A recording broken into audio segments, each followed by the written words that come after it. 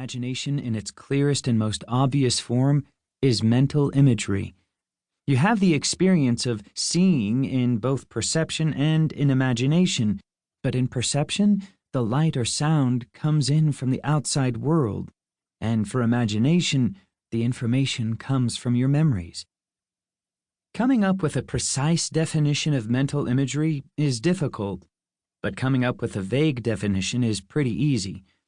Mental imagery tends to have some common characteristics. First, it is like experience with the senses. That is, if you create a mental picture of a boy chasing a fox, or imagine the sound of what the fox says, the experience is like a less vivid version of actually looking at a boy or listening to a fox in the real world. Second, it happens in the absence of input from the environment that would normally cause it. It's created by your own mind. Or, put more simply, the image in your head is not caused by what you're currently perceiving. This bit is important because even when your eyes are open, your mind can rope in memories and project imagination into the scene you're seeing in the world.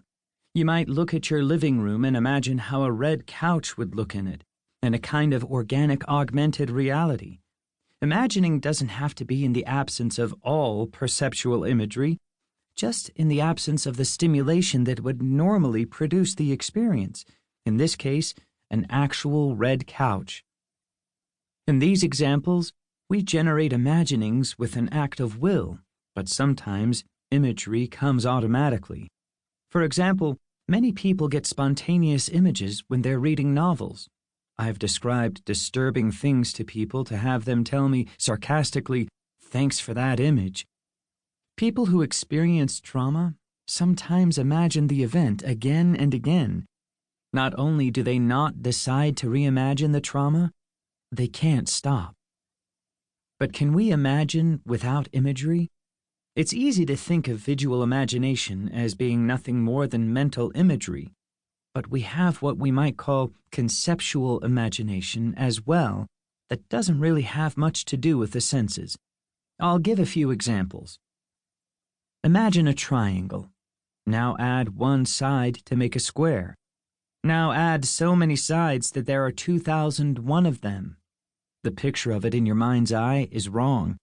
Either the polygon has far fewer than 2001 sides, or it looks just like a circle, because the details are too fine to make out without the resolution of your mental imagery. Just like a computer screen or a photograph, your visual mental imagery has a limited resolution. So how is imagining a 2001-sided polygon different from imagining a circle? Because you know that it's a polygon, not a circle. Now remove one side of the polygon so that it only has 2,000 sides. It doesn't look any different in the image. Both a 2,000-sided polygon and a 2001-sided polygon will look just like a circle in your mental imagery. The difference is only in your belief about the polygon. Both of them look like circles, but you know that they have a different number of sides. These beliefs are part of your imagination too, even if they don't particularly look like anything.